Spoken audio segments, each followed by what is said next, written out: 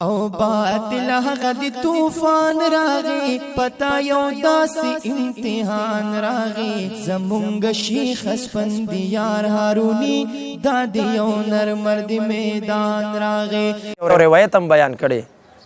کل بدعت ضلاله وکل ضلاله فی النار. اس مبارک کې پیغمبر علیہ السلام فرمایي کل بدعت ضلاله وکل ضلاله فی النار. نو اول نمبر دا روایت دا الفاظم غلط ویلی کل بدعت ضلاله وکل ضلالتن دغلتا دا کلو عمل کوي اعلان کې کلو خو لازم الاضافت ته نو دغلتا کې عمل کوي د کلو ضلالتن کې د کلو دا عمل ولې نه د کړي یو وجه خو بدا بیان کی سورج وړاندې یو مولوی صاحب زمونږ د اهل سنتو معمولات باندې س اعتراضات کړي و او پاغه کې د یو روایت الفاظ په جلته او تاده کې ویلو او دا غ روایت الفاظ چې ویل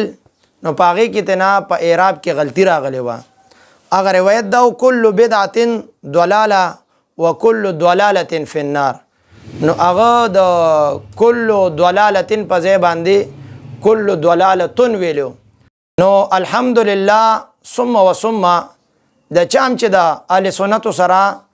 تعلق او وابستګی راغلی دا رب ذوالجلال هغه ته هدایت نصیب کړي نو هغه مولوی صاحب نن واپس بل کلیپ او بیان کړي او پاغه کې دا تسلیمه کړي دا چې ما چې کوم عبارت ویلو هغه مې غلط ویلو او تعالی دی الله تعالی جزای خیر درکې چې زما اصلاح دیو کا خبرو کې بدای کلیپ کې مولوی صاحب یو خبره د عبارت کړی دا عربي غلطي وا تغه زمانه ما زګه ز په تادی باندې عمرګری رااله مسلې ته پوزو کو بس ما ورته ډایرکټ خبره وکړي دا حدیث مبارک کنا چې کل بدعت ضلاله وکل ضلاله فی النار دا لازم الاضافت ته بالکل دا خبره خکړه الله تعالی په دې خبره باندې ویل جزای خیر ورکی او که چرته رسمیلاو شنو شکریا به مدا کوم او کاوري نو الله تعالی دې ول جزای دا خو صرف زمونږ یو پیر رابطه شو ان شاء الله تعالی ډېر داسې خبرې دي چې ته به موقع په موقع باندې تا ته اندازه کېږي چې یاره زما دا طریقه او دا کار او دا الفاظ دا زما درست نه دي رب دې درته موږ به بیا هم د رب ذوالجلال دربار کې دعا غواړو رب ذوالجلال دې درته نور هم هدایت نصیب کړي بیا دویم کلیپ کړی دی او په هغه کلیپ کې